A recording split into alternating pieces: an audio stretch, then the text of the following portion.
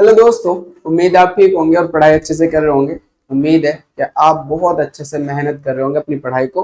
और पढ़ाई जो कर रहे होंगे आप वो प्लेलिस्ट के अकॉर्डिंग ही कर रहे होंगे, यानी कि लेक्चर 1 2 3 सीरीज के अंदर लेक्चर देख रहे होंगे। देखो, अगर बेटा आप सीरीज के अंदर लेक्चर को देखोगे तो कॉन्सेप्ट सारे समझ में आएंगे। अगर आप स्किप करके देखोगे कि 2 लेक्चर छोड़ दिए, तीसरा देख रहे, तीसरा छोड़ दिया, चौथा देख रहे, राइट, तो इस तरीके से अगर लेक्चर देखोगे तो फिर आपको समझ में थोड़ा कम आएगा। दूसरी बात आपको ये ध्यान रखनी है कि लेक्चर जब आप देख रहे हो तो उसके नोट्स भी बनाने, जितने अच्छे से नोट्स बना लोगे उतनी अच्छी आपके जो कॉन्सेप्ट पर पकड़ है वो ज्यादा हो जाएगी। तो हम पढ़ रहे हैं बेटा क्लास 12 केमिस्ट्री, और क्लास 12 केमिस्ट्री के अंदर हम बात कर रहे हैं some basic concept of organic chemistry की, यानी कि ऑर्गेनिक केमिस्ट्री के कुछ बेसिक कंसेप्ट पढ़ रहे हैं। क्यों पढ़ रहे हैं हम इसलिए पढ़ रहे हैं ताकि ऑर्गेनिक जो स्टार्ट होने वाली है, यानी कि लास्ट लेक्चर है बेसिक कंसेप्ट का, तो अगला लेक्चर जो होगा उसका चैप्टर का ही होगा ऑर्गेनिक का। तो ऑर्गेनिक जो स्टार्ट होने वाली है उस ऑर्गेनिक के अंदर जिस पे कुछ भी नहीं आता, तो सबसे पहले वो स्टार्ट करे बेसिक लेक्चर से। और बेसिक लेक्चर से स्टार्ट करने का मतलब क्या होगा कि अगर आपने बेसिक लेक्चर से स्टार्ट किया, यानी कि आपने पहला लेक्चर देखा बेसिक कंसेप्ट का, दूसरा देखा, तीसरा देखा, चौथा देखा, और ये कॉन्सेप्ट को स्ट्रॉन्ग कर लिए, तो फिर ऑर्गेनिक जो हम पढ़ेंगे, जो चैप्टर हम पढ़ेंगे, वो बहुत अच्छे से आपको समझ में आने लग जाएंगे। आपको हर एक चीज बहुत अच्छे से क्लियर हो जाएगी। इसलिए मैंने आपको सबसे पहले ऑर्गेनिक का चैप्टर ना पढ़ा के पहले बेसिक कंसेप्ट सिखाए हैं, कुछ कंसेप्ट सिखाए हैं, ताकि जो बच्चे वीक हैं ऑर्गेनिक के अंदर वो भी स्ट्रॉन्ग हो सके। जो स्ट्रॉन्ग है वो तो स्ट्रॉन्ग रहेंगे, राइट। तो ये खासकर जो बेसिक लेक्चर है वो वीक स्टूडेंट के लिए है कि जिन ऑर्गेनिक समझ में नहीं आती है, जिनकी ऑर्गेनिक पे पकड़ अच्छी नहीं है, उनके लिए खास करके लेक्चर थे। ठीक है बेटा, अब आज के लेक्चर में हम क्या डिस्कस करने वाले हैं? हम आज के लेक्चर में बात करेंगे सहसंयोजक आबंध का विदलन, cleavage of a covalent bond. हम बात करेंगे कि हमारे पास जो सहसंयोजक बंध बनते हैं उनका विदलन, उनकी ब्रेकिंग कैसे होती है, वो कैसे टूटते हैं। हाँ, तो आज हम बात करेंगे सहसंयोजक यौगिकों के बॉन्ड के विदलन के बारे में। दूसरा हम क्या पढ़ने वाले हैं? द्विध्रुव आघूर्ण, डाइपोल मोमेंट। डाइपोल मोमेंट क्या बताएगा? मैं डाइपोल मोमेंट बता दें कि किसी के अंदर जो सहसंयोजक लक्षण होता है, सहसंयोजक लक्षण के अंदर उसके अंदर कितना परसेंट आयनिक लक्षण है, यानी कि जो डाइपोल मोमेंट है वो हमें बताता है कि किसी मॉलिक्यूल के अंदर आयनिक लक्षण कितना है, आयनिक लक्षण के बारे में बताता है। लेकिन हम यहाँ पर ये बात नहीं सीखेंगे कि इसमें आयनिक लक्षण कितना है। ये यहाँ पर जो डाइपोल मोमेंट का कॉन्सेप्ट है वो प्योर नहीं होगा। हम यहाँ पर सिर्फ डाइपोल मोमेंट से इतना सीखेंगे कि कौन सा मॉलिक्यूल ध्रुवीय होगा और कौन सा मॉलिक्यूल अध्रुवीय होगा, इतना सीखेंगे। कौन सा ध्रुवीय और कौन सा अध्रुवीय। अगर मुझे पता चल गया कि ध्रुवीय है ये या फिर अध्रुवीय है, तो मुझे ये पता चल जाएगा कौन आयनों में टूटेगा और कौन मुक्त मूलक में टूटेगा। तो डाइपोल मोमेंट हमें बताएगा कि कौन सा मॉलिक्यूल ध्रुवीय और कौन सा मॉलिक्यूल अध्रुवीय है, राइट। तो आज हम दो बड़े कंसेप्ट सीखने वाले हैं, बहुत इंपॉर्टेंट कंसेप्ट होने वाले हैं। एक सहसंयोजक आबंध का विदलन और दूसरा बेटा द्विध्रुव आघूर्ण। तो आई होप कि आपको बात समझ में आ गई कि आज के लेक्चर में क्या डिस्कस करने वाले हैं। फिर से कह रहा हूं बेटा, ये चारों के चारों लेक्चर जो है, लेक्चर फर्स्ट सेकंड थर्ड जो बेसिक कंसेप्ट के हैं, चारों के चारों लेक्चर देखें, उसके बाद ही ऑर्गेनिक पे जाएं, ताकि आपके कंसेप्ट स्ट्रॉन्ग हो सके और आप ऑर्गेनिक को बहुत अच्छे से जी सको, सीख सको, नहीं जी सको, कि आपको हर एक चीज फील होने लगे। ठीक है बेटा, तो चलिए स्टार्ट करते हैं आज के लेक्चर।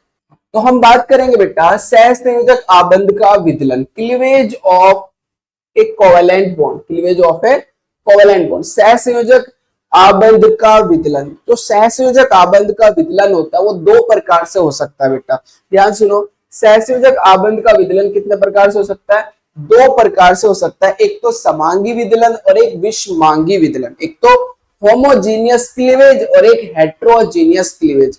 अगर मैं होमोजीनियस की बात करूं, यानी कि समांगी विदलन की बात करूं, तो समांगी विदलन क्या होता है? मेरे पास दो एटम है, इनके बीच इलेक्ट्रॉनों की साझेदारी हुई हुई है। जब ये साझेदारी के इलेक्ट्रॉन दोनों परमाणु पर समान प्रकार से विभाजित हो जाते हैं, तो इस प्रकार की जो ब्रेकिंग होती है उसे बोलते हैं समांगी विदलन। विषमांगी विदलन किसे बोलते हैं?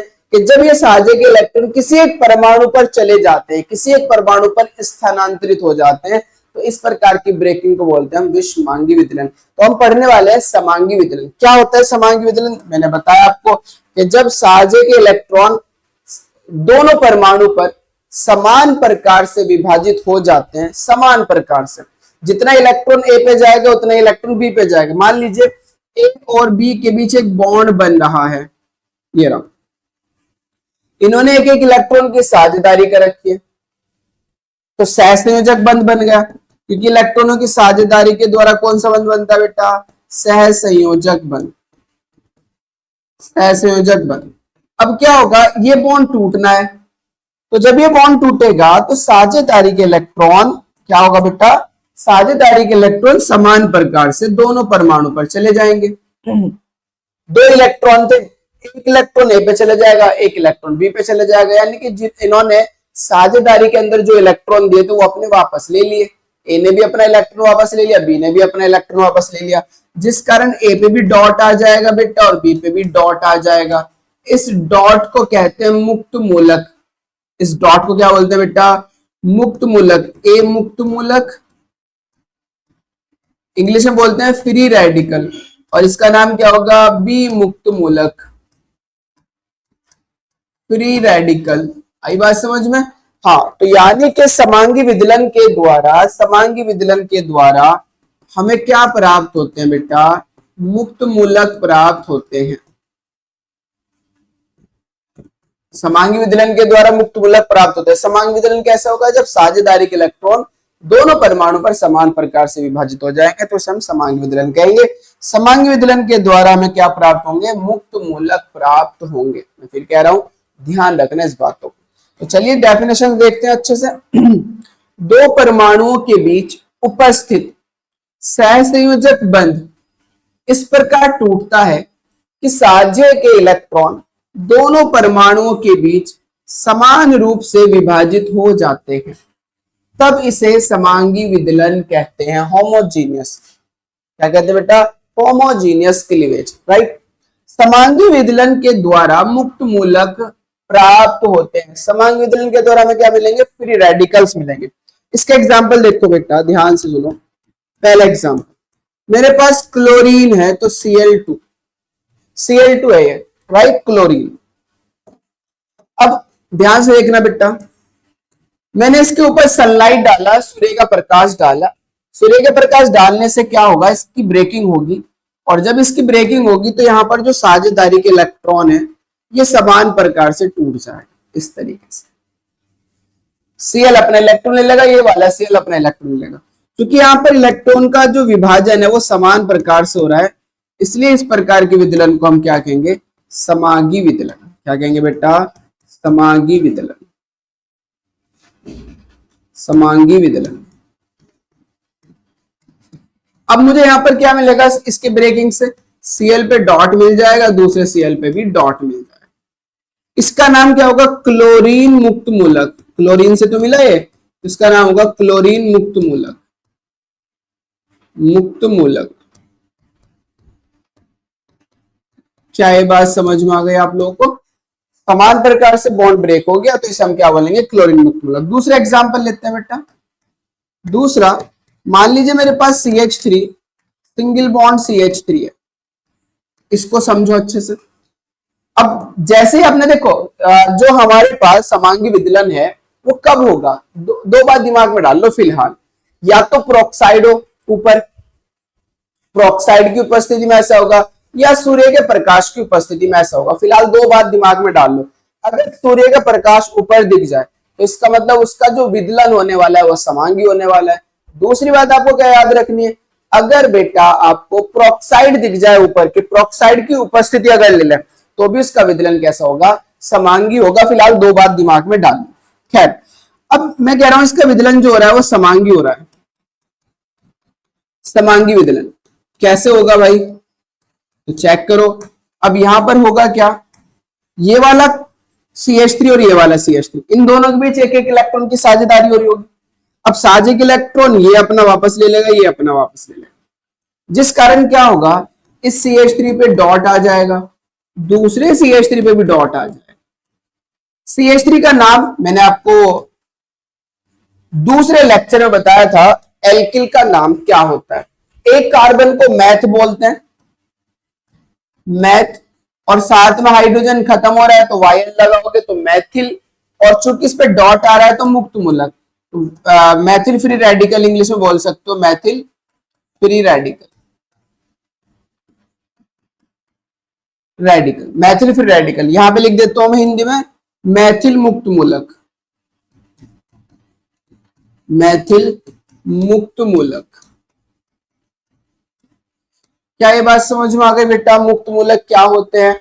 जब किसी भी स्पीशीज के ऊपर डॉट आ जाए तो वो डॉट ही को हम क्या बोलते हैं, यानी कि वो सिंगल इलेक्ट्रॉन को क्या कहते हैं? मुक्त मूलक कहते हैं। वो सिंगल इलेक्ट्रॉन जो होता है मुक्त मूलक हो जाता है, राइट। तो ये मुक्त मूलक है जिसकी स्टेबिलिटी बहुत कम होती है, क्योंकि यहाँ पर क्या होता है, कार्बन के बाहरी कक्षा में 7 इलेक्ट्रॉन होते हैं। एक डॉट आ गया ना इस पे, 1 2 3 4 5 6 और एक 7 इलेक्ट्रॉन। और स्टेबिलिटी का कॉन्सेप्ट क्या है? 8 होने चाहिए। तो चूंकि इस पर इलेक्ट्रॉन की कमी है इसलिए ये हाईली अनस्टेबल है, तो ये रिएक्शन करेगा। खैर वो हम देखेंगे ऑर्गेनिक के अंदर। फिलहाल आपको ये पता होना चाहिए मुक्त मूलक क्या होते हैं और समांगी विदलन क्या होता है, राइट। समांगी विदलन समझ में आ गया होगा। आगे बढ़ते हैं। अब दूसरी बात जो बहुत इंपॉर्टेंट है, जो आपको सबको पता होना चाहिए, मुक्त मूलकों का स्थायित्व। क्यों पता होना चाहिए? जब ऑर्गेनिक रिएक्शन होगी तो हम कहेंगे भाई जो अभिक्रिया का वेग है, अभिक्रिया का वेग, ध्यान से सुनना बेटा, अभिक्रिया का वेग वो डायरेक्टली प्रोपोर्शनल होगा मुक्त मूलक के स्थायित्व के। किसके? मुक्त मूलक के स्थायित्व के।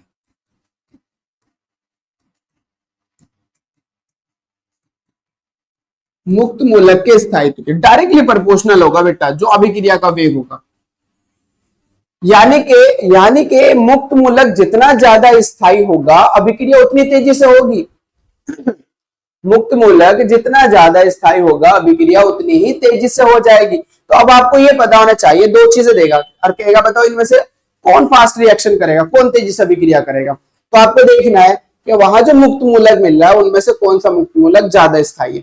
जितना स्थायी मुक्त मूलक होगा उसकी रिएक्शन उतनी ज्यादा फास्ट हो जाएगी। तो अब मैं बता रहा हूं मुक्त मूलकों का स्थायित्व की बात करते हैं।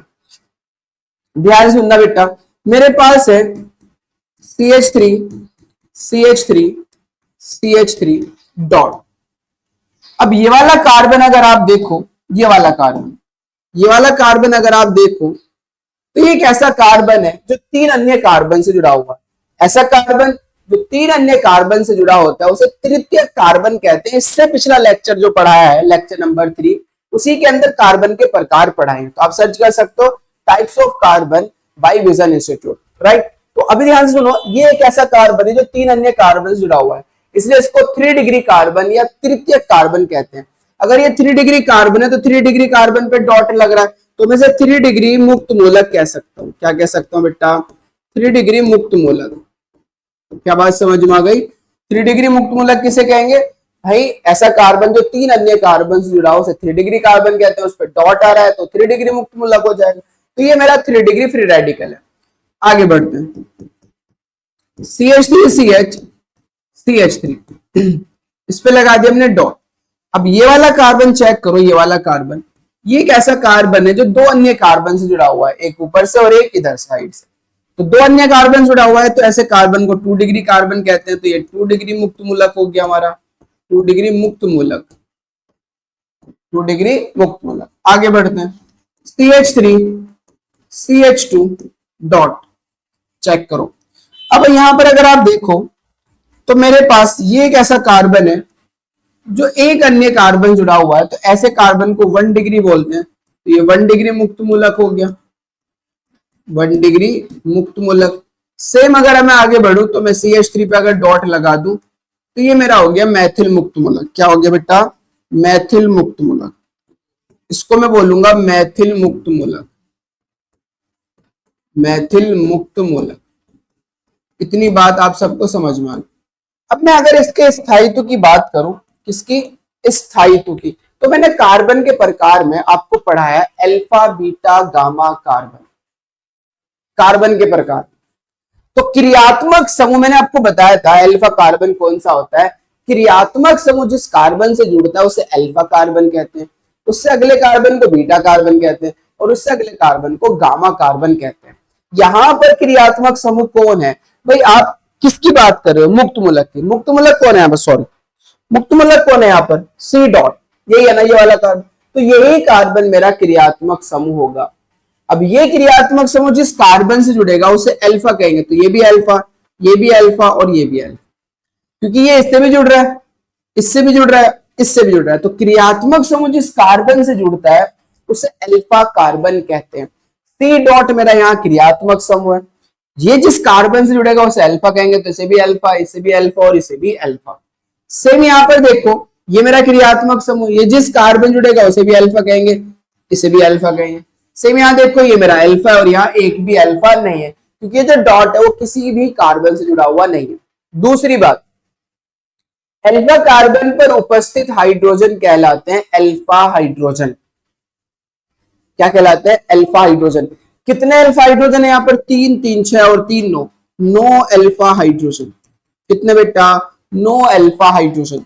यहाँ पर कितने अल्फा हाइड्रोजन है? 3 और 3 6, 6 अल्फा हाइड्रोजन। यहाँ पर बेटा कितना अल्फा हाइड्रोजन है? 3 अल्फा हाइड्रोजन। और यहाँ पर मेरा 0 अल्फा हाइड्रोजन, 0 अल्फा हाइड्रोजन, एक भी अल्फा हाइड्रोजन नहीं, क्योंकि यहाँ अल्फा कार्बन ही नहीं है। अल्फा कार्बन नहीं होगा तो अल्फा हाइड्रोजन भी नहीं होंगे। जितने ज्यादा अल्फा हाइड्रोजन उपस्थित होते हैं, मैंने कहा हाइड्रोजन, कार्बन नहीं, हाइड्रोजन, जितने ज्यादा अल्फा हाइड्रोजन उपस्थित होते हैं उस मुक्त मूलक का स्थायित्व उतना ही ज्यादा होता है। अब ये जो एक्सप्लेनेशन है मुक्त मूलक का स्थायित्व है, ये तो हम 11वीं क्लास में पढ़ते हैं, some basic concept of organic chemistry, तो मैं डिटेल में बात नहीं कर रहा हूं, लेकिन मोटी मोटी बात आपको पता होना चाहिए कि अल्फा हाइड्रोजन की नंबर जितना ज्यादा होगा, अल्फा हाइड्रोजन की संख्या जितनी ज्यादा होगी, मुक्त मूलकों का स्थायित्व उतना ही ज्यादा होगा। समझ में आ गई बात? अब मुझे बताओ आंसर में ज्यादा स्टेबल कौन होगा इनमें से मुक्त मूलक? तो आंसर आपका आएगा जिसमें ज्यादा अल्फा हाइड्रोजन होंगे। और अल्फा हाइड्रोजन ज्यादा किसमें है बेटा? जल्दी बताना। अल्फा हाइड्रोजन है 3 डिग्री फ्री रेडिकल के अंदर, 2 डिग्री से 2 का है, 1 डिग्री से और 1 का है CH3 डॉट्स। क्या ये बात समझ में आ गई? जितने ज्यादा अल्फा हाइड्रोजन होंगे मुक्त मूलकों का स्थायित्व उतना ही ज्यादा होगा। तो यहाँ आप देख सकते हो 3 डिग्री जो फ्री रेडिकल है वो ज्यादा स्टेबल होगा 2 डिग्री से, 2 डिग्री ज्यादा स्टेबल होगा 1 डिग्री से, और 1 डिग्री ज्यादा स्टेबल होगा CH3 dots, CH3 dots, right. अब अगर मैं कहूं 3 डिग्री और 2 डिग्री में जल्दी से रिएक्शन कौन करेगा? क्योंकि मुक्त मूलक का स्थायित्व 3 डिग्री ज्यादा होता है, ज्यादा स्टेबल होता है 3 डिग्री रेडिकल, तो 3 डिग्री का वेग क्या होगा? ज्यादा होगा। ये जल्दी रिएक्शन करेगा 2 डिग्री से 2 डिग्री जल्दी करेगा, 1 डिग्री से 1 डिग्री जल्दी करेगा CH3 डॉट्स। क्या ये बात समझ में आ गई? आगे बढ़ते हैं। तो ये था पहला समांगी विदलन, जिसके द्वारा हमें मुक्त मूलक मिलते हैं, और मुक्त मूलक का हमने स्थायित्व की बात कर ली। अब दूसरा इसका टाइप से विषमांगी विदलन, जिसे बोलते हैं हेट्रोजीनियस क्लीवेज। क्या बोलते हैं बेटा? Heterogeneous cleavage. ये क्या होता है? इसमें जो साझे के इलेक्ट्रॉन होते हैं वो किसी एक परमाणु पर स्थानांतरित हो जाते हैं, और जैसे किसी एक परमाणु पर साझे के इलेक्ट्रॉन स्थानांतरित हो जाएंगे तो अब उस परमाणु के ऊपर आ जाएगा ऋणात्मक आवेश, दूसरे वाले पर उतना ही धनात्मक आवेश आ जाएगा। मान लीजिए A और B के बीच मेरे पास एक बॉन्ड बन रहा है, और मैं कह रहा हूं ये साझे के इलेक्ट्रॉन जो है वो कौन ले जाता है? मेरा B ले जाता है। मान लीजिए साझे के इलेक्ट्रॉन कौन लेके चला गया? B। तो चूंकि B इलेक्ट्रॉन लेके चला गया तो B पे आ जाएगा मेरा माइनस और A पे आ जाएगा प्लस, क्योंकि A का इलेक्ट्रॉन कौन लेके चला गया? B। तो A पे तो इलेक्ट्रॉन की कमी हो जाएगी, इसलिए A पे प्लस आएगा, और B पे इलेक्ट्रॉन की अधिकता हो जाएगी, इसलिए B पे बेटा माइनस आएगा। तो इसका मतलब हमारे पास विषमांगी विदलन से हमें क्या मिलेंगे? आयंस मिलेंगे, एक प्लस और एक माइनस। विषमांगी विदलन से हमें क्या मिलने वाले हैं बेटा? आयंस मिलने वाले हैं। क्या? आयंस, आयन, एक प्लस और एक माइनस, राइट। तो यही देख लो, यहां पर देख लो, दो परमाणुओं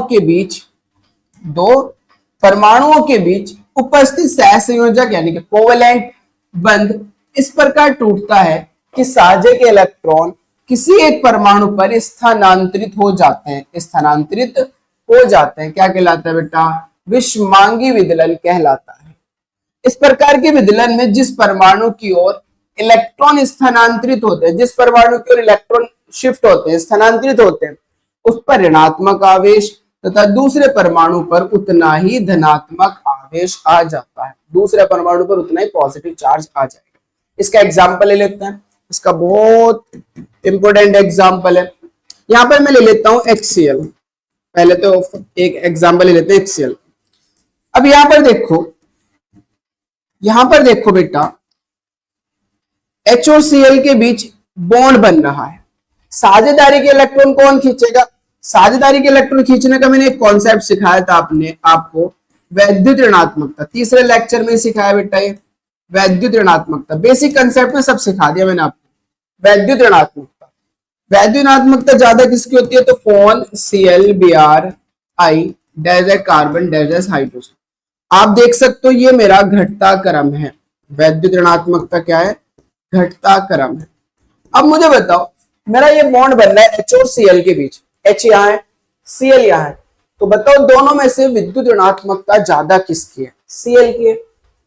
घटती जा रही है ना बेटा ऐसे, तो हाइड्रोजन की तो सबसे कम है, तो Cl की विद्युत ऋणात्मकता ज्यादा है हाइड्रोजन से। क्योंकि Cl की विद्युत ऋणात्मकता हाइड्रोजन से ज्यादा है, तो साझेदारी के इलेक्ट्रॉन वो खींचता है जिसकी विद्युत ऋणात्मकता ज्यादा होती है। इसलिए साझेदारी के इलेक्ट्रॉन कौन खींचेगा बेटा? मेरा Cl खींच लेगा, क्योंकि Cl की विद्युत ऋणात्मकता क्या है? ज्यादा है। क्योंकि साझेदारी के इलेक्ट्रॉन Cl ले गया, तो Cl पे आ गया मेरा माइनस, Cl ले गया और बचा मेरा H, क्योंकि H पे इलेक्ट्रॉन की कमी होगा इसलिए H पे आ गया प्लस। तो ये जो विदलन हो रहा है, ये जो ब्रेकिंग हो रही है, ये किस प्रकार से हो रही है? विषमांगी विदलन, क्योंकि साझे के इलेक्ट्रॉन किसी एक परमाणु पर चले गए, दोनों में बराबर प्रकार से नहीं बटे, बल्कि किसी एक परमाणु पर चले गए। किस पे गए? Cl पे। किस पे जाएंगे? जिसकी विद्युत ऋणात्मकता ज्यादा है। तो इस प्रकार से मुझे यहां पर क्या मिल जाएंगे? आयन। देखो एक प्लस मिल गया और एक माइनस। खैर हम ऑर्गेनिक की बात कर रहे हैं, तो ऑर्गेनिक पे आते हैं। मेरे पास है CH3Cl, CH3Cl। अब ये कुछ इस तरीके से बच्चे कंफ्यूज होते हैं कि जी Cl तो हाइड्रोजन से जुड़ रहा है, नहीं भाई कार्बन से जुड़ रहा है। Cl की बॉन्डिंग किससे है? कार्बन से। अब यहां पर देखो बेटा, यहां जो बॉन्ड बन रहा है वो बन रहा है कार्बन और Cl के बीच। तो दोनों में देखो, कार्बन और Cl में, दोनों में से किसकी विद्युत ऋणात्मकता ज्यादा है बेटा? Cl की ज्यादा है। तो फिर से इलेक्ट्रॉन कौन खींचेगा? Cl। और जब Cl इलेक्ट्रॉन खींचेगा तो Cl पे माइनस आएगा, Cl पे क्या आएगा? माइनस, और CH3 पे क्या आएगा? प्लस। CH3 पे क्या आएगा बेटा? प्लस। कार्बन पे जब प्लस आ जाता है, कार्बन पे जब क्या आ जाता है? प्लस, तो कार्बोकेटाइन कहते हैं उसको। कार्बो मतलब कार्बन, केटाइन मतलब प्लस, तो कार्बन पे चूंकि प्लस है तो हम क्या बोलते हैं बेटा? कार्बोकेटाइन, जिसे हम हिंदी में कहते हैं कार्बोधनायन। कार्बोधनायन या फिर कार्बोनायन, या फिर क्या बोल सकते हो? कार्बोनायन, कार्बोनायन, कार्बोनायन, राइट। तो ये कार्बोकेटाइन कहलाएगा CH3 प्लस, क्योंकि जब कार्बन पे प्लस आ जाता है तो उसका नाम क्या पढ़ते हैं? कार्बोधनायन, मतलब कार्बोकेटाइन। तो अब ये यहाँ पर हमारा जो विदलन हो रहा है वो किस प्रकार से हो रहा है? विषमांगी विदलन, क्योंकि साझे के इलेक्ट्रॉन किसी एक परमाणु पर खिसक रहे हैं। क्या ये बात समझ में आ गई आपको? चलिए आगे बढ़ते हैं बेटा, अगर ये बात आपको अच्छे से समझ में आ गई। अगर कोई डाउट है तो आप कमेंट करके पूछ सकते हैं, या कोई भी आपको पर्सनल प्रॉब्लम है या नोट्स चाहते हैं तो आप हमारे टेलीग्राम चैनल से जुड़ सकते हैं। टेलीग्राम चैनल नेम है विजन इंस्टीट्यूट MZN। और अगर आप हमारे चैनल पर नए हो तो चैनल को बेटा सब्सक्राइब करो, दोस्तों के साथ शेयर करो, और कमेंट करके लाइक करके अपनी कमेंट करके अपनी प्रॉब्लम पूछो, और वीडियो को लाइक भी करो ताकि हमें मोटिवेशन मिल सके। तो चलिए आगे बढ़ते हैं। तो जिस प्रकार से हमने मुक्त मूलकों का स्थायित्व को देखा, ठीक उसी प्रकार से हम कार्बोधनायन मतलब कार्बोकेटाइन के स्थायित्व को देखेंगे। कार्बोकेटाइन और कार्बोकेटाइन का जो स्थायित्व होता है वो मुक्त मूलकों के स्थायित्व के जैसा ही होता है, या मैं कहूं मुक्त मूलकों का स्थायित्व जो होता है वो कार्बोधनायन के जैसा ही होता है। तो दोनों के स्टेबिलिटी का कॉन्सेप्ट सेम है। तो हम यहाँ पर स्थायित्व निकाल क्यों रहे? क्योंकि हमें बताना होता है अभिक्रिया का वेग, कि कौन अभिक्रिया तेज करेगा। तो अभिक्रिया का वेग डायरेक्टली प्रोपोर्शनल होगा कार्बोधनायन के स्थायित्व के, कार्बोधनायन के स्थायित्व के। कार्बोधनायन का स्थायित्व जितना ज्यादा होगा, मुक्त मूलक अभिक्रिया का वेग उतना ही ज्यादा होगा, राइट। अब वही मैं आपको एग्जाम्पल ले लेते हैं। हमारे पास एक एग्जाम्पल ये है, कार्बोधनायन, कार्बन पे धनायन होगा भाई। कार्बोधनायन मतलब कार्बन पे क्या होगा? धनायन, ये रहा पॉजिटिव चार्ज। अब यहाँ पर ये वाला कार्बन देखो, ये वाला कार्बन, ये कैसा कार्बन है जो 3 अन्य कार्बन से जुड़ा हुआ है, इसलिए इसको 3 डिग्री कार्बोकेटाइन कहेंगे। 3 डिग्री कार्बोकेटाइन, कार्बोकेटाइन का मतलब कार्ब धनायन बेटा 3 डिग्री। अब आगे बढ़े अगर हम CH3 CH CH3 सी पे प्लस है, ऐसे आगे बढ़े तो CH3 CH2 प्लस, और आगे बढ़े तो CH3 प्लस। चेक करो यहां पर हर एक कार्बन को अच्छे से देखो, ये वाला कार्बन, ये ऐसा कार्बन है जो दो अन्य कार्बन जुड़ा हुआ है, इसलिए इसको हम कहेंगे 2 डिग्री कार्बोकेटाइन, 2 डिग्री कार्बोकेटाइन। जो दो अन्य कार्बन जुड़ा होगा और उसमें प्लस आ रहा हो तो उसे हम क्या बोलते हैं 2 डिग्री कार्बोकेटाइन। ये मेरा कौन सा होगा बेटा 1 डिग्री कार्बोकेटाइन, क्योंकि मेरे पास यहाँ पर क्या आ रहा है, ऐसा कार्बन है जो एक अन्य कार्बन जुड़ा हुआ है, इसलिए ऐसे कार्बन को हम क्या बोलते हैं 1 डिग्री कार्बोकेटाइन। और CH3 को हम क्या बोलते हैं बेटा मैथिल कार्बोकेटाइन, CH3 को हम क्या बोलते हैं मैथिल कार्बोकेटाइन। ये बात समझ में आ गई होगी अच्छे से आपको। अब इनकी स्टेबिलिटी की बात करते हैं तो वही सेम कॉन्सेप्ट, अल्फा हाइड्रोजन की संख्या जितनी ज्यादा होगी कार्ब धनायन का स्थायित्व उतना ज्यादा होगा। और अल्फा हाइड्रोजन कहां प्रेजेंट होते हैं अल्फा कार्बन पे। अल्फा कार्बन कौन सा होता है, क्रियात्मक समूह जिस कार्बन से जुड़ता है उसे अल्फा कार्बन कहते हैं। तो चेक कर सकते हो ये मेरा क्रियात्मक समूह ये से जुड़ रहा है तो ये अल्फा और ये अल्फा, यहाँ पर ये इससे जुड़ रहा है तो ये अल्फा, यहाँ पर ये इससे जुड़ रहा है अल्फा, यहाँ एक भी अल्फा नहीं है। हाइड्रोजन काउंट करो 3 3 6 और 3 9, तो यहाँ पर 9 अल्फा हाइड्रोजन है बेटा। यहाँ पर आप देखोगे तो 6 अल्फा हाइड्रोजन है, और यहाँ पर आप देखोगे तो 3 अल्फा हाइड्रोजन है। अब अल्फा हाइड्रोजन जितने ज्यादा होंगे, अल्फा हाइड्रोजन जितने ज्यादा होंगे उसका स्थायित्व उतना ज्यादा होगा। तो इसका मतलब मेरे पास जो 3 डिग्री कार्बोकेटाइन उसकी स्टेबिलिटी ज्यादा है, 2 डिग्री से 2 डिग्री ज्यादा है, 1 डिग्री से, और 1 डिग्री की ज्यादा होगी CH3 प्लस। यही कंसेप्ट मेरा मुक्त मूलक का था, और यही कंसेप्ट मेरा किसका है बेटा कार्ब धनायन के स्थायित्व का, दोनों का सेम है। तो ये बात भी आपको अच्छे समझ में आ गई होगी। आगे बढ़ते हैं, अब बात करते हैं द्विध्रुवागुण डाइपोल मोमेंट की। डाइपोल मोमेंट मैंने जैसा कि बताया है आपको कहाँ यूज करेंगे, हम बात करेंगे कि कौन सा मॉलिक्यूल ध्रुवीय और कौन सा अध्रुवीय, इनकी पहचान के लिए हम द्विध्रुवागुण का यूज करने वाले। हालांकि द्विध्रुवागुण का मेन कंसेप्ट क्या होता है, किसी मॉलिक्यूल के अंदर आयनिक लक्षण को बताने के अंदर कि इसके अंदर आयनिक कैरेक्टर कितना है ये बताने के लिए द्विध्रुवागुण का यूज करते हैं। क्या होता है द्विध्रुवागुण, किसी एक, ध्यान सुना बेटा, अगर मैं HCl ले लूं तो अब मेरे समझ में आ गई ये बात कि जब हमारे पास, चूंकि Cl की विद्युत ऋणात्मकता ज्यादा होती है इसलिए साझेक इलेक्ट्रॉन Cl अपनी तरफ को खींचता है, जिससे Cl पे थोड़ा सा माइनस और H पे थोड़ा सा प्लस आ जाता है। अगर इन दोनों परमाणु के बीच की दूरी d है तो द्विध्रुवागुण क्या होता है, दोनों परमाणु के बीच की दूरी तथा किसी एक परमाणु पर उपस्थित आवेश का गुणनफल। अगर मान लीजिए इस पर आवेश E है और इस पर भी E है आवेश, मान लीजिए एक पे प्लस तो दूसरे पे उतना ही माइनस होगा, तो मैग्नीट्यूड लेना है इसका, मैग्नीट्यूड मतलब परिमाण लेना है। तो अगर इस पे मान लीजिए माइनस है तो इस पे प्लस होगा, तो किसी एक परमाणु पर उपस्थित आवेश, चाहे तो इसका ले लो चाहे इसका ले लो, और इन दोनों परमाणु के बीच की दूरी, इसी का गुणनफल को हम क्या बोलते हैं बेटा द्विध्रुवागुण कहते हैं। द्विध्रुवागुण हमारा एक सदिश राशि होता है, वेक्टर क्वांटिटी होती है, इसकी एक डायरेक्शन होती है, इसकी जो डायरेक्शन होगी, इसकी जो दिशा होगी वो अधिक विद्युत ऋणात्मक परमाणु की ओर होगी, मतलब जिसकी विद्युत ऋणात्मकता ज्यादा होती है इसकी डायरेक्शन उसी की तरफ को होगी। लेकिन अगर मेरा फॉर्मूले के अंदर लॉन पेयर प्रेजेंट है तो फिर नेट डायरेक्शन कहां को होगी, लॉन पेयर की ओर होगी। तो यही चीज हमें सीखनी है, उसके बाद बात करेंगे बेटा। तो ध्यान से देखो, किसी एक परमाणु पर उपस्थित आवेश, किसी एक परमाणु पर उपस्थित आवेश तथा दोनों परमाणुओं के बीच की दूरी का गुणनफल द्विध्रुवागुण कहलाता है। इसे म्यू से प्रदर्शित करते हैं। यह एक सदिश राशि है जिसकी दिशा अधिक विद्युत ऋणात्मक परमाणु की ओर होती है। यह अणु में, यदि अणु में लॉन पेयर उपस्थित है तो नेट डायरेक्शन जो होगी वो लॉन पेयर की ओर होगी, जो कुल डायरेक्शन होगी वो कहां होगी, लॉन पेयर। तो चेक कर लेते हैं, म्यू बराबर मेरा होगा E गुना डी, द्विध्रुवागुण इसका मात्रक डी बाई होता है, डी बाई इसका मात्रक होता है, राइट। जहां E है मेरे पास परमाणु पर, किसी एक परमाणु पर उपस्थित आवेश, तो बस मैं ऐसे लिख देता हूं परमाणु पर उपस्थित आवेश, परमाणु पर उपस्थित आवेश, और जो बेटा डी है परमाणुओं के बीच की दूरी है। परमाणुओं के बीच की दूरी,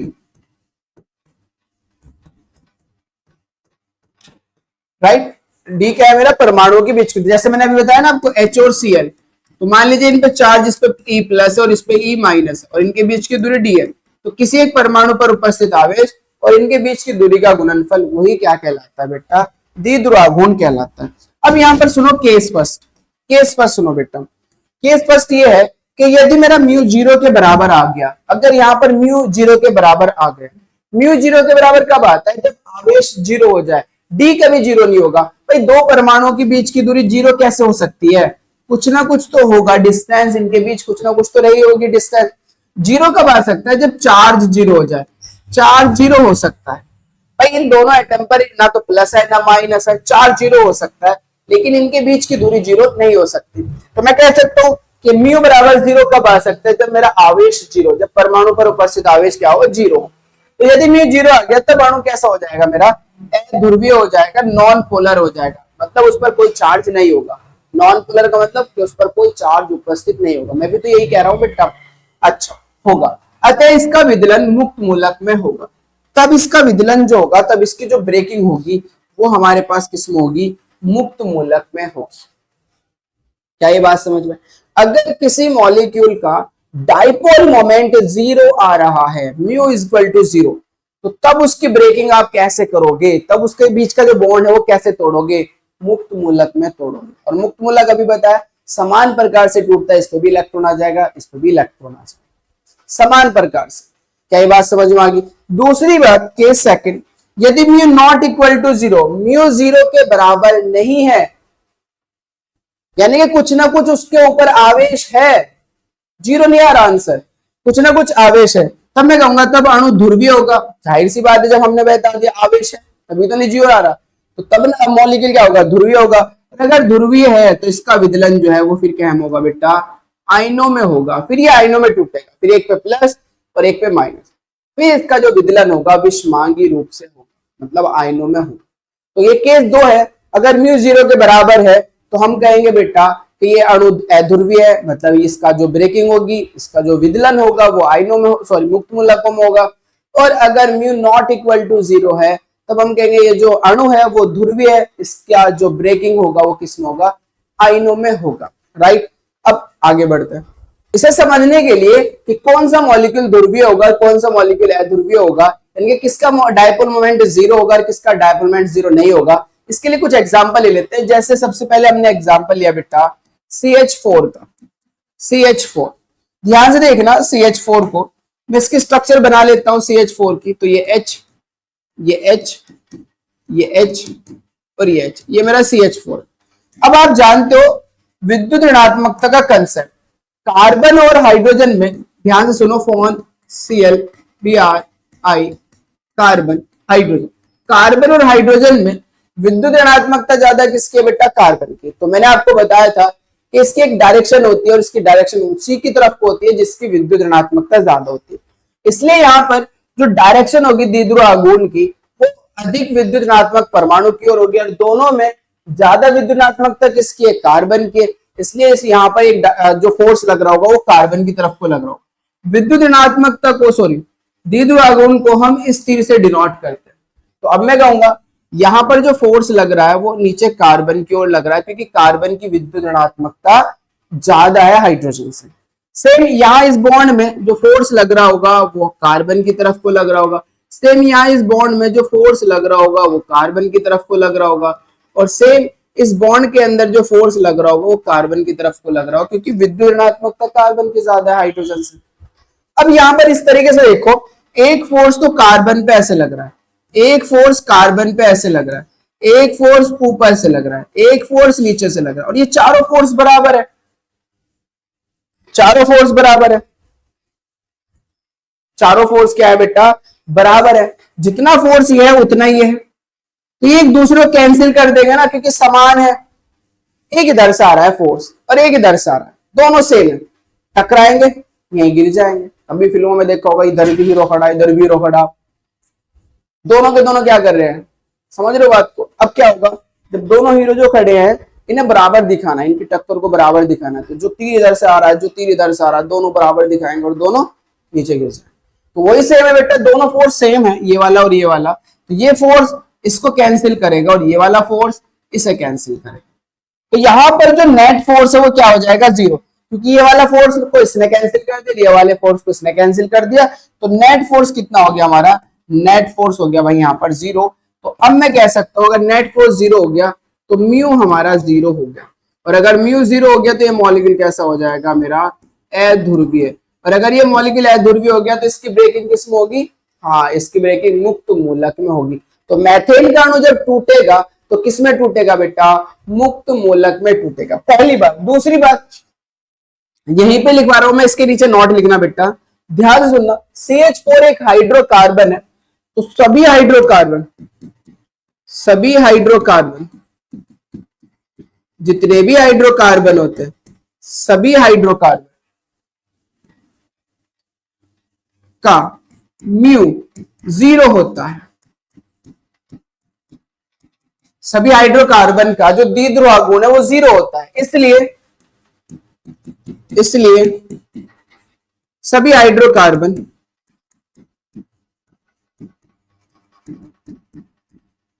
अध्रुवीय होंगे, अध्रुवीय होंगे। अब एग्जाम्पल में अगर मैं बात करूं तो खासकर हम यहां यूज करेंगे बेंजीन, तो मैं हिंदी में लिख लेता हूं बेंजीन। तो बेंजीन मेरा क्या होगा बेटा, अध्रुवीय होगा। एथेन अध्रुवीय होगा, एथीन अध्रुवीय होगा, है ना। ये सब क्या होंगे बेटा, अध्रुवीय होंगे। तो जितने भी हाइड्रोकार्बन है फिर वो हाइड्रोकार्बन क्या हो जाएंगे, अध्रुवीय हो जाएंगे। खासकर बेंजीन अध्रुवीय होगा, क्योंकि विलायक की फॉर्म में यूज करते हैं ना, तो इसलिए आपको बताओ कि बेंजीन कैसा होता है बेटा, अध्रुवीय होता है। तो जितने भी हाइड्रोकार्बन है फिर वो नॉन पोलर हो जाएंगे, मतलब वहां डायपोल मोमेंट कितना आ जाएगा, जीरो। तो ये बात आपको पता होनी चाहिए। दूसरा एग्जाम्पल हम ले लेते हैं CL4, CCl4। तो देखने से लग रहा है कि Cl की विद्युत ऋणात्मकता बहुत ज्यादा है और साजिक इलेक्ट्रॉन अपनी तरफ को खींच लेगा, जिससे ये आयनिक हो जाएगा। लेकिन चेक करते हैं क्या ये आयनिक है। तो आप इसको क्या करें बेटा, ये कार्बन, ये Cl, ये Cl, ये Cl और ये Cl, फोर्स कहां को लगेगा, क्योंकि विद्युत ऋणात्मकता Cl की ज्यादा है, तो यहां पर फोर्स लग रहा होगा Cl की ओर, यहां पर फोर्स लग रहा होगा Cl की ओर, यहां पर फोर्स लग रहा होगा Cl की ओर, और यहां पर भी फोर्स लग रहा होगा Cl की ओर। तो आप चेक कर सकते हो कि एक फोर्स इधर को लग रहा है और एक फोर्स इधर को लग रहा है, दोनों फोर्स बराबर है। जितना ये फोर्स लग रहा है उतना ये फोर्स, क्योंकि ये भी Cl कारण और ये भी Cl के कारण, दोनों फोर्स बराबर। तो ये इसको कैंसिल कर देंगे भाई एक दूसरे को, क्योंकि समान फोर्स है। तो एक इधर को फोर्स लग रहा है, एक इधर को लग रहा है, दोनों समान है, तो नेट फोर्स इस पर तो जीरो लगेगा ना। मतलब ये एक बॉटल है, इधर से भी खींच रहा है एक बंदा, इधर से भी खींच रहा है, दोनों सेम फोर्स से खींच रहे हैं, तो कोई भी नहीं खींच पाएगा, ना ये खींच पाएगा ना ये खींच पाएगा, क्योंकि दोनों का बल क्या है, समान है। यही मैं बता रहा हूं, ये वाला फोर्स और ये वाला फोर्स जब समान है तो यानी कि सी पर लगने वाला जो फोर्स होगा वो जीरो होगा, सी कोई फोर्स फील नहीं कर रहा होगा। सेम ऊपर से एक फोर्स लग रहा है ऊपर को, एक फोर्स लग रहा है नीचे को, तो ये बल भी समान है, तो ये भी एक दूसरे को क्या करेंगे, कैंसिल करेंगे। तो सी पर नेट फोर्स कितना लग रहा है, सी पर नेट फोर्स लग रहा है जीरो, और जब सी पर नेट फोर्स जीरो लग रहा है तो मैं कहूंगा mu is equal to zero. अगर म्यू जीरो है तो ये मॉलिक्यूल मेरा कैसा हो जाएगा, अध्रुवीय हो जाएगा। तो मेरा CCl4 कैसा होता है बेटा, अध्रुवीय होता है। क्या बात समझ में आ गई आपको? ये मैं अभी रफ कर रहा हूं क्योंकि आपको पता होना चाहिए, नोट कर लेना। तीसरा हमारे पास यहां पर एग्जांपल ले लेते हैं CO2। अब CO2 को ध्यान से देखना बेटा, CO2 को मेरा C है और दो ऑक्सीजन है, ये रहो। अब हम जानते हैं कार्बन और ऑक्सीजन के बीच डबल बॉन्ड बनता है। क्यों बनता है? क्योंकि ऑक्सीजन की दो संयोजकता होती है, इसलिए वो दो इलेक्ट्रॉन की शेयरिंग करेगा और डबल बॉन्ड बना लेगा। अब कार्बन और ऑक्सीजन में विद्युत ऋणात्मकता ज्यादा किसकी होगी? जाहिर सी बात है ऑक्सीजन की होगी। तो ऑक्सीजन की तरफ को एक फोर्स लग रहा होगा, यहाँ भी ऑक्सीजन की तरफ को एक फोर्स लग रहा होगा। तो नेट फोर्स यहाँ भी कितना हो जाएगा, जीरो, क्योंकि ये वाला फोर्स इस फोर्स को क्या कर देगा, कैंसिल कर देगा, जिस कारण हमारा अणु कैसा हो जाएगा बेटा, अध्रुवीय हो जाएगा। तो मेरा CO2 भी कैसा होता है, अध्रुवीय होता है। क्या बात समझ में आ गई? आगे बढ़ते हैं, चौथा एग्जाम्पल लेते हैं। फॉर एग्जाम्पल मैं ले रहा हूं अब यहां पर NH3 में आप देखोगे बेटा NH3 के अंदर देखोगे मेरा नाइट्रोजन है और 3 हाइड्रोजन है, 1 2 3, और एक इसके ऊपर होता है लॉन पेयर, एक लॉन पेयर होता है। तो अगर मॉलिक्यूल के अंदर लॉन पेयर है तो मैंने आपसे कहा था जो नेट डायरेक्शन होगी वो लॉन पेयर की ओर होगी, इसलिए मेरे पास जो नेट डायरेक्शन है वो लॉन पेयर की ओर होने वाली है, ऊपर को होने वाली है। नेट डायरेक्शन कहां को होने वाली है? ऊपर को, क्योंकि लॉन पेयर की साइड को होगी। मैंने बताया था जो अगर मॉलिक्यूल के अंदर लॉन पेयर प्रेजेंट है तो जो नेट डायरेक्शन होगी वो लॉन पेयर की ओर होगी, इसलिए नेट डायरेक्शन लॉन पेयर की तरफ का ऊपर की ओर है। खैर, अब हाइड्रोजन और नाइट्रोजन में ज्यादा विद्युत ऋणात्मकता नाइट्रोजन की होती है, फोर्स नाइट्रोजन की तरफ को लगेगा। यहां भी बेटा नाइट्रोजन की तरफ को लगेगा क्योंकि नाइट्रोजन की विद्युत ऋणात्मकता ज्यादा, यहां भी नाइट्रोजन की तरफ को लगेगा क्योंकि नाइट्रोजन की विद्युत ऋणात्मकता ज्यादा। चेक करो, एक फोर्स ऊपर को लग रहा है, यहां को लग रहा है ऐसे, यहां को लग रहा है ऐसे, यहां को लग रहा है ऐसे। नेट फोर्स तो ये मिल जाएगा ना ऊपर जाके। क्या इस फोर्स को ये फोर्स कैंसिल कर रहे हैं या एक साथ या जुड़ रहे हैं? ये फोर्स कैंसिल हो रहे हैं या फिर जुड़ रहे हैं? किसी की डायरेक्शन अपोजिट नहीं है, सबकी डायरेक्शन एक जैसी है, सब ऐसे जाके मिल रहे हैं। एक सीधा जा रहा है, ये ऐसे जा रहा है, ये ऐसे जा रहा है, ये ऐसे जा रहा है, सब के सब एक साथ मिल रहे हैं। और जब सबके सब एक साथ मिलेंगे तो मैं कहूंगा यहाँ पर एक भी फोर्स कैंसिल नहीं हो रहा। कैंसिल नहीं हो रहा इसका मतलब यहाँ पर डायपोल मोमेंट होगा म्यू नॉट इक्वल टू 0, 0 के बराबर नहीं होगा। यहां पर कुछ ना कुछ फोर्स लग रहा है, कुछ ना कुछ डायपोल मोमेंट है, और अगर डायपोल मोमेंट है तो फिर ये मॉलिक्यूल कैसा हो जाएगा? ध्रुवीय हो जाएगा। और अगर ये मॉलिक्यूल ध्रुवीय है तो इसकी ब्रेकिंग किस में होगी बेटा? आयनों में होगी, राइट। पांचवा आप ले लीजिए H2O, जो बहुत खास है पानी, H2O। यहां पर H2O देखोगे आप, ये मेरा हाइड्रोजन है, ये मेरा hydrogen. Force lone pair, 2 lone pair होते हैं पानी के ऊपर, तो एक फोर्स मेरा नेट ऐसे लग रहा होगा, एक फोर्स मेरा नेट ऐसे लग रहा होगा। हाइड्रोजन ऑक्सीजन में विद्युनात्मकता ज्यादा ऑक्सीजन की होती है, तो एक फोर्स ऐसे लग रहा होगा, एक फोर्स ऐसे लग रहा होगा। अब ध्यान सुनना बेटा, ये लॉन पेयर की तरफ डायरेक्शन थी तो एक फोर्स हाइड्रोजन के कारण ऐसे लगा, ये लॉन पेयर के कारण डायरेक्शन थी तो एक फोर्स ऐसे लगा। क्या ये वाला फोर्स जुड़ गया? क्या ये वाला फोर्स जुड़ गया? तो क्या ये फोर्स एक दूसरे को कैंसिल कर रहे, या एक ऐसे जा रहा है एक ऐसे जा रहा है? कैंसिल थोड़े हो रहे होंगे, बताओ। एक फोर्स तो ऐसे जा रहा है और एक फोर्स ऐसे जा रहा है, कुछ एंगल से जा रहा है, तो ये एक दूसरे को कैंसिल नहीं करे। कैंसिल कब करते? जब एक ऐसे जाता है और एक ऐसे जाता है, नीचे को जाता है, अपोजिट जाता है। लेकिन ये अपोजिट नहीं है, इसलिए मैं कहूंगा कि एक दूसरे को कैंसिल नहीं करे। और अगर कैंसिल नहीं करे तो यहां पर कुछ ना कुछ डायपोल मोमेंट होगा, dipole moment not equal to 0। तो मैं कहूंगा अणु मेरा कैसा हो जाएगा बेटा? ध्रुवीय हो जाएगा। तो मेरा पानी जो होता है वो कैसा होता है? ध्रुवीय होता है, पोलर होता है, ध्रुवीय होगा पानी। पानी कैसा होगा? ध्रुवीय। छठी बात जो आपको पता होना चाहिए, CH3Cl। अब CH3 3 हाइड्रोजन है और एक मेरा Cl है। नेट फोर्स देखो कौन सा कहां को लग रहा है? हाइड्रोजन और कार्बन में कार्बन की विद्युत ऋणात्मकता ज्यादा है, इसलिए फोर्स नीचे को लगेगा। यहां भी कार्बन की ज्यादा है तो फोर्स ऊपर को लग जाएगा। यहां बेटा कार्बन की ज्यादा है तो फोर्स कार्बन की तरफ को लगेगा। यहां कार्बन और Cl में किसकी ज्यादा है? Cl की, इसलिए फोर्स Cl की तरफ को लगेगा। अब नेट फोर्स देखो, एक फोर्स ऐसे लग रहा है, एक फोर्स ऐसे लग रहा है, एक ऐसे लग रहा है और एक ऐसे लग रहा है। अब ये दोनों फोर्स बराबर है इसलिए कैंसिल हो जाएंगे। ये वाला फोर्स इस फोर्स को कैंसिल करते हैं, लेकिन ये तो नहीं कैंसिल हो रहे, ये तो जुड़ रहे हैं, और जुड़ रहे हैं तो कुछ ना कुछ यहाँ पर फोर्स होगा, मतलब डायपोल मोमेंट कुछ ना कुछ होगा। तो हम कहेंगे म्यू नॉट इक्वल टू 0, और म्यू अगर नॉट इक्वल टू 0 तो मॉलिक्यूल कैसा होगा बेटा? मेरा ध्रुवीय होगा। तो CH3Cl कैसा होता है? ध्रुवीय होता है। कैसा होता है बेटा? ध्रुवीय। अब एक और नॉट आप लिख सकते हो क्या, कि ध्रुवीय ध्रुवीय में घुलते हैं।